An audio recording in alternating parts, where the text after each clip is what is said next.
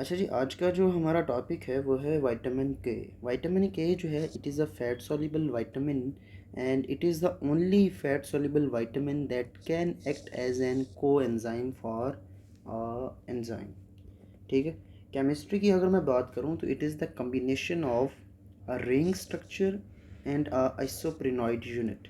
जो रिंग है that is basically naphthoquinone ring plus an isoprenoid unit will make a vitamin K. This is the naphthoquinone ring and this isoprenoid unit is represented as an alkyl group or R group. So if I talk about the types of the vitamin K, there are three types: vitamin K1, K2, K3, and they differ depending upon the type of the R group present in the chemistry in the structure of the vitamin K. In the K1, the structure is isoprenoid unit. In K2, there is different number of isoprenoid units, and K3, which is the synthetic form, R is basically hydrogen atom. So if we talk about the types, then K1 is also known as phyloquinone because it has a plant source, while K2, which has its origin from an animal source, it is known as menaquinone. The K3 is the synthetic form. It is chemically synthesized in the laboratory, and it is known as menadione. And very important thing is that as K3 contains the R group as a hydrogen, it may be polar. It may become polar. So it is water soluble. This is the only vitamin which has a water soluble form, which is synthetic vitamin K3. If I talk about the sources are of two types. One is plant based, other is animal based. In plant based, the source is green leafy vegetables. For example, spinach, cabbage, cauliflower. These three are the plant based source of the vitamin K. In animal, egg yolk, dairy products are the animal based source of vitamin K. अगर मैं functions की बात करूं तो इसके three main functions हैं, और अगर इस सब को मैं एक ही जुमले में बात करना चाहूं तो मेन फंक्शन ऑफ विटामिन के इज़ कार्बोक्सिलेशन। कार्बोक्सिलेशन जो है ये एक प्रोसेस है जिसके अंदर कार्बन डाइऑक्साइड जो है वो ऐड की जाती है। ठीक है। तो activation of clotting factors through carboxylation, activation of calcium binding proteins, for example matrix GLA proteins in the bone, osteocalcin in the bone, nephrocalcin in the kidneys, and many other calcium binding proteins. But this activation occurs through the carboxylation. Activation of proteins C and S through carboxylation. So activation of clotting factors की अगर मैं बात करूं, लेकिन उससे पहले अगर मैं इनकी बात करूं तो ये जो कैल्शियम बाइंडिंग प्रोटीन्स हैं, इससे क्या होता है जब इनकी एक्टिवेशन होती है तो कैल्शियम को स्टोर करने की एबिलिटी जो है इनकी वो इन्हांस हो जाती है।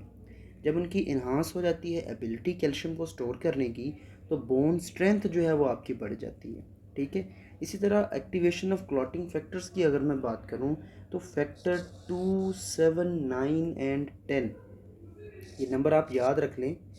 27, 9, 10, 2, 7, 9 and 10, these factors are activated by carboxylation of clotting factors.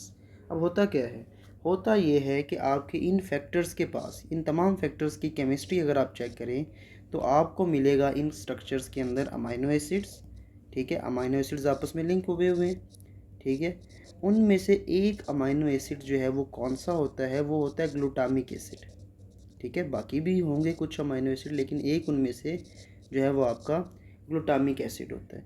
This glutamic acid अगर आप इसके स्ट्रक्चर की बात करें तो आपको पता है एक तरफ कार्बोक्सिल ग्रुप होता है आपका, एक तरफ आपकी कार्बन होती है, NH2 ग्रुप होता है, इसके साथ हाइड्रोजन है CH2 एंड COO नेगेटिव।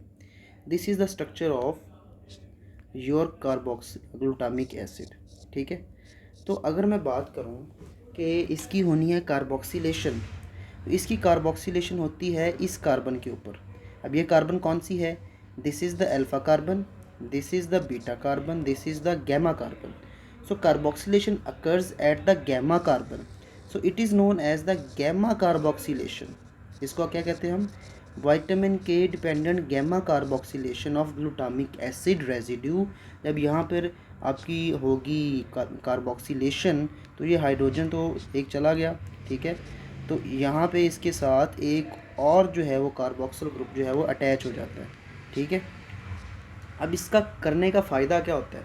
आपका कोई भी स्ट्रक्चर है था अमाइनो एसिड का, उसके अंदर ग्लूटामिक एसिड आ गया, ठीक है। ग्लूटामिक एसिड के अंदर आपने उसका स्ट्रक्चर देख लिया, जो मैंने आपको बता दिया कि ये जो है इसके पास सिंपल पहले क्या था, सिर्फ COO नेगेटिव था। तो कार्बोक्सिलेशन के पास इसके पास एक और COO नेगेटिव आ गया, ठीक है।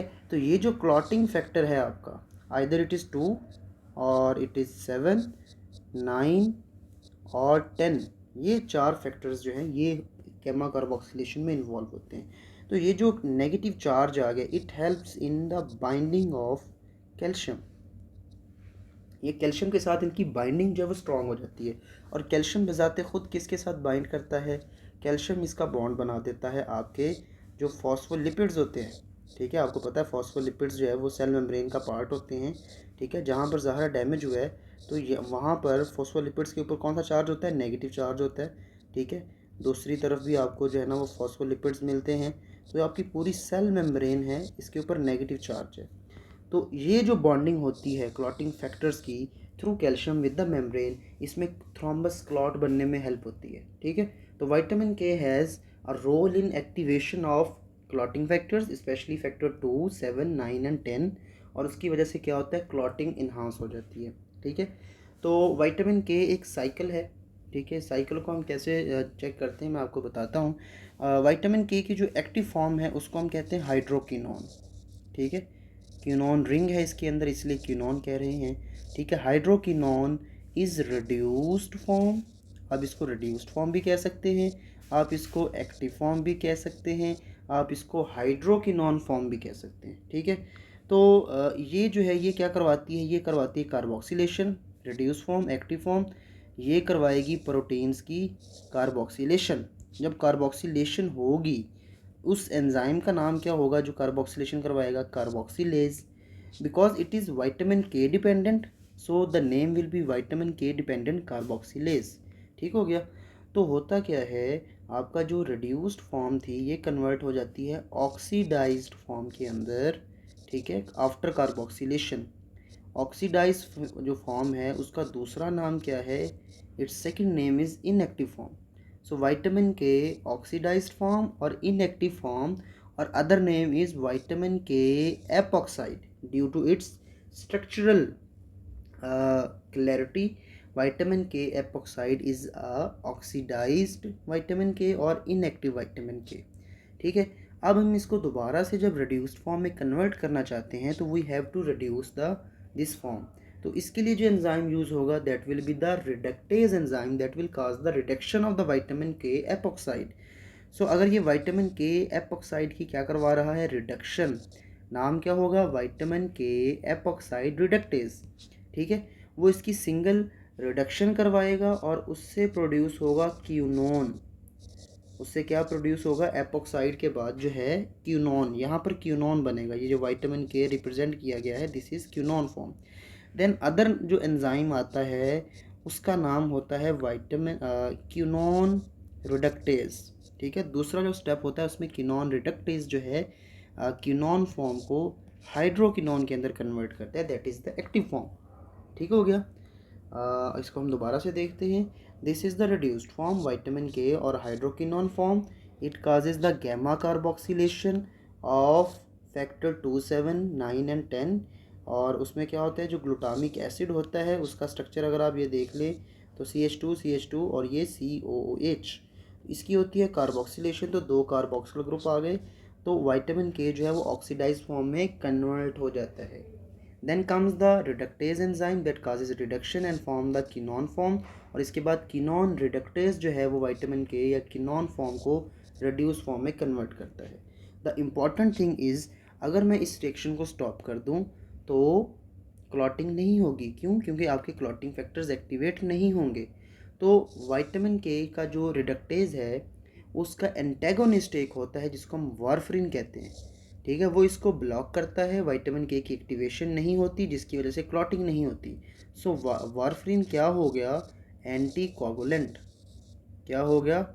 Anti coagulant. ठीक हो गया। तो विटामिन के जो है इसका एंटीकोगुलेंट, इसका कम्पिटिटिव इनहिबिटर, ठीक है, वो कौन है? इसका कम्पिटिटिव इनहिबिटर जो है वो आपका वारफरीन होता है, ठीक है।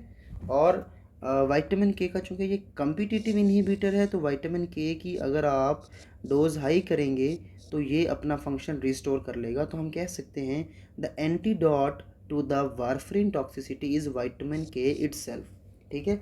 अच्छा, बच्चों के अंदर जो है विटामिन के की डेफिशिएंसी होती है, इसलिए मदर्स को या फिर बच्चे को ऑन बर्थ जो है विटामिन के का इंजेक्शन लगाया जाता है, ठीक है। Same diagram, same thing, vitamin K hydroquinone, vitamin K epoxide, ठीक है। This is the reduce form, this is the oxidise form, inactive form. ये जो है कार्बोक्सिलेशन के बाद इसमें कन्वर्ट होता है, और ये जो है आपकी रिडक्शन के बाद आए विटामिन के एपॉक्साइड रिडक्टेज और कीनोन रिडक्टेज, इन 2 स्टेप्स ये रिड्यूस फॉर्म में कन्वर्ट होता है।